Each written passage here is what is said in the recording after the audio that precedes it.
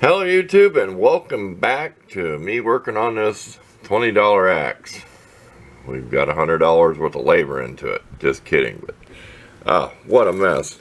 This stuff is like that, not saying old brand name, that junky undercoating, car undercoating I put on the kitchen sink one time, if anybody remembers that ordeal. You can't sand it. That's why I sand it with 80 grit. And I even put a little alcohol on the sandpaper to try to maybe, float the stuff, see if it would dissolve it a little bit. I don't want to use no gasoline indoors. I don't want to use up the rest of my lighter fluid. We're going to scrape it. Here's where we scraped it. If I do paint this, it'll be with some real simple flat black paint. We did forget the other day, we was in the city. We could have went to Walmart, got some of that gun blowing stuff. If you ever seen it in a little blue bottle, that's good stuff. You can put bluing on the metal, because we don't want this silver and shiny. That's not the look we're going for. We will tape this up. We're going to use electrical tape, because masking tape is a nasty glue.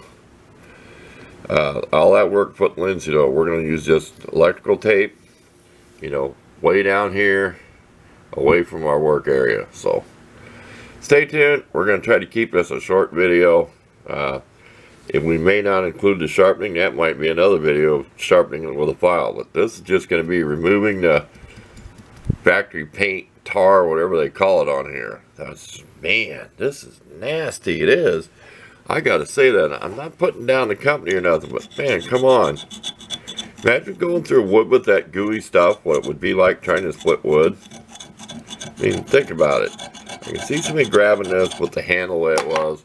I mean, now it's something that is what should have been back in the day. Oiled, not varnished. Don't put varnish on wooden handles. You can watch plenty of videos and they'll teach you why. You just don't do it. You're going to get blisters in the summertime. You're not going to get a grip. You could actually be worse and be slippery than just having the wood and the oil. That's just my opinion. So stay tuned. I'm looking at my timer. I'm sorry that the other video was 2 parts. It was too long, but I want to include everything I could about how I do wooden handles. So hang in there. This won't be too bad. In the wintertime, I tend to make videos longer. Okay, change of plans. Orbit sander with that 60 grit zircon, whatever they call that stuff from Harbor Freight.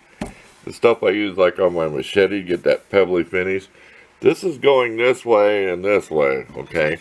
This is going sideways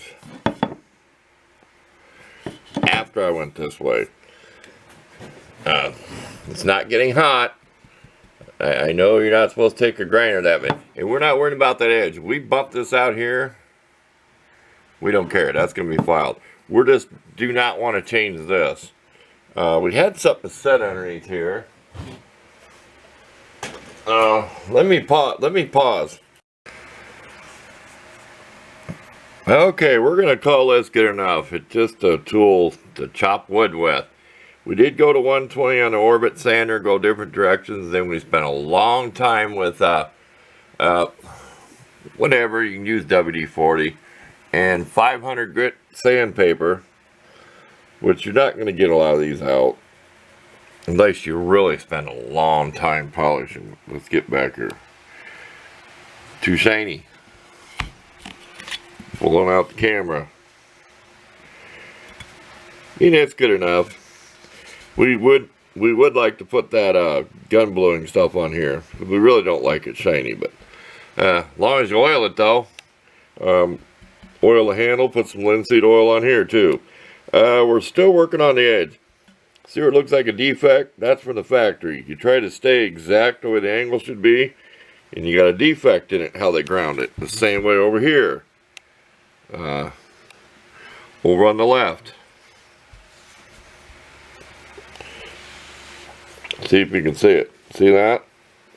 See where that don't look right? You try to stay even.